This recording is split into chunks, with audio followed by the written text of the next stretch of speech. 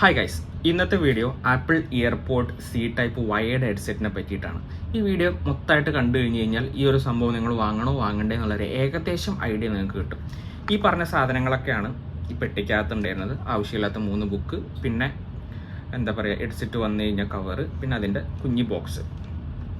ഈ വീഡിയോയിൽ ഈ പ്രൊഡക്റ്റിനെ പറ്റി ആദ്യം ഒരു 5 അഡ്വാൻറ്റേജ് ഞാൻ പറഞ്ഞുതരാം, പിന്നെ കുറച്ച് ഡിസഡ്വാൻറ്റേജ്. ഒന്നാമത്തെ മെയിൻ അഡ്വാൻറ്റേജ് എന്ന് പറയുന്നത് ഈ ഒരു പ്രൊഡക്റ്റിൻ്റെ ഓഡിയോ ക്വാളിറ്റി 2 ദിവസമായിട്ട് യൂസ് ചെയ്യുന്ന ഒരു രക്ഷയും ഇല്ല. അടിപൊളി ക്വാളിറ്റിയാണ്. നല്ല ക്രിസ്പ് ക്ലിയർ ആയിട്ട് എല്ലാ സംഭവവും നമുക്കിതിൽ കേൾക്കാൻ പറ്റും. പിന്നെ ഇതിൻ്റെ ലൗഡ്നെസ് 100-ലൊക്കെ ഇട്ട് കേൾക്കുകയാണെന്നുണ്ടെങ്കിൽ അടിപൊളി ലൗഡ്നെസ്സാണ് നമുക്ക് കിട്ടാൻ പോകുന്നത്. പിന്നെ നമുക്ക് ഇത് തരുന്ന ഒരു റിച്ച് ബേസ് ടോണുണ്ട്, അടിപൊളി. അപ്പോൾ ഓഡിയോ വൈസ് ക്വാളിറ്റി വൈസ് ഒരു രക്ഷയില്ല. ഞാൻ സജസ്റ്റ് ചെയ്യുന്നത് നിങ്ങൾക്ക് ഷുവറായിട്ടും വാങ്ങിക്കാൻ പറ്റും. പിന്നെ ഇതിൻ്റെ മെയിൻ പ്രത്യേകത എന്താണെന്ന് വെച്ച് കഴിഞ്ഞാൽ ലോസ്ലെസ് വീഡിയോ.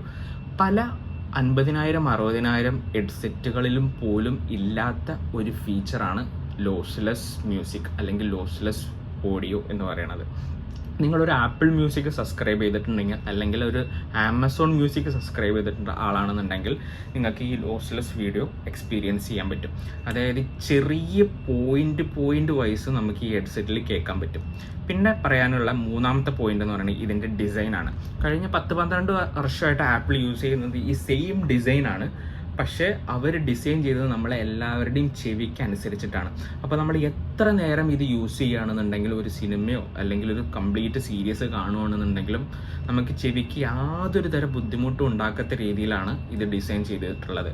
പിന്നെ ജോഗിങ് ഒക്കെ ചെയ്യുന്ന ആളാണെന്നുണ്ടെങ്കിൽ അത്യാവശ്യം കുലുക്കങ്ങളൊന്നും വന്നു കഴിഞ്ഞാലും ചെവിയിൽ നിന്ന് പോവാത്ത ഒരു ഡിസൈനും കൂടിയാണ് ഈ ഒരു ഡിസൈൻ. പിന്നെ ഇതിൻ്റെ കൺട്രോൾ ബട്ടണെ പറ്റി പറയുകയാണെങ്കിൽ, അതായത് റിമോട്ട് അല്ലെങ്കിൽ കൺട്രോൾ ബട്ടൺ എന്ന് വേണമെങ്കിലും പറയാം. ഇതിൽ കോൾ എടുക്കാനും സൗണ്ട് കൂട്ടാനും കുറയ്ക്കാനും മാത്രമല്ല ഇതിൽ സെറ്റിങ്സ് ഉള്ളത്. ഞാൻ ഈ സൈഡിൽ ഒരു ചാർട്ട് കൊടുക്കുന്നുണ്ട്. അത് ഈ ബുക്കിൽ വളരെ വ്യക്തമായിട്ട് അവർ പറയുന്നുണ്ട്. ഈ ഒരു മിഡിൽ ബട്ടൺ ഒരു വട്ടം ഞെക്കി കഴിഞ്ഞ് കഴിഞ്ഞാൽ പാട്ട് പ്ലേ ആവാനും പോസ് ചെയ്യാനും നമുക്ക് യൂസ് ചെയ്യാൻ പറ്റും.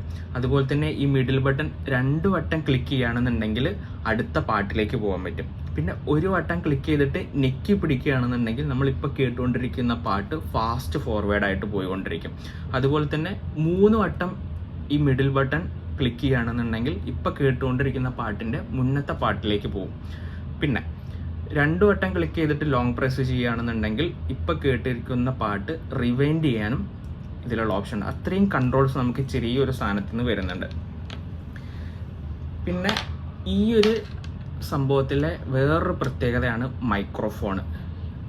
ഈ ഒരു റേഞ്ചിൽ ഈ ഒരു ബ്രാൻഡ് തരുന്ന ഒരു പ്രോമിസ്, അതായത് അത്രയും അടിപൊളി ക്ലിയർ ആയിട്ടുള്ള ഒരു മൈക്രോഫോണാണ് അവർ നമുക്ക് തന്നിട്ടുള്ളത്. അതായത് ഇപ്പോൾ നമ്മൾ വയർലെസ് ഹെഡ്സെറ്റൊക്കെ യൂസ് ചെയ്യുകയാണെന്നുണ്ടെങ്കിൽ നൈറ്റ് വോയിസിനൊക്കെ നൈറ്റ് സംസാരിക്കുകയാണെന്നുണ്ടെങ്കിൽ ചെറിയ സൗണ്ടിലൊക്കെ സംസാരിച്ച് കഴിഞ്ഞ് കഴിഞ്ഞാൽ ഈ വയർലെസ് ഹെഡ്സെറ്റിലൊക്കെ വളരെ ബുദ്ധിമുട്ടാണ് അപ്പുറത്തെ ആൾക്ക് കേൾക്കാൻ വേണ്ടിയിട്ട്. അപ്പോൾ നമ്മളിത് ഇങ്ങനെ എടുത്തിട്ട് ഈ ചുണ്ടിൻ്റെ അടുത്ത് വെച്ചിട്ട് സംസാരിക്കുകയാണെന്നുണ്ടെങ്കിൽ അത്രയും ചെറിയ സൗണ്ടിൽ സംസാരിക്കുകയാണെന്നുണ്ടെങ്കിലും ബാക്കിയുള്ള ആൾക്കാർക്ക് ഡിസ്റ്റർബൻസ് ഒന്നും ഇല്ലാണ്ട് നമുക്കിത് യൂസ് ചെയ്യാൻ പറ്റും. അത്രയും മൈക്രോഫോണിൻ്റെ ക്വാളിറ്റി ഇതിനുണ്ട്. പിന്നെ 5-ാമത്തെ മെയിൻ പോയിന്റ് എന്താണെന്ന് വെച്ച് കഴിഞ്ഞാൽ ഇതിൻ്റെ പ്രൈസ് റേഞ്ചാണ്. ഞാനിത് വാങ്ങിച്ചത് 69 റിയാലിനാണ്. അല്ലനീസ് ഖത്തറിൽ നിന്നാണ് വാങ്ങിച്ചത്. 69 റിയാൽ എന്ന് പറയുമ്പോൾ നാട്ടിൽ ഏകദേശം 1600 റുപ്പീസ്.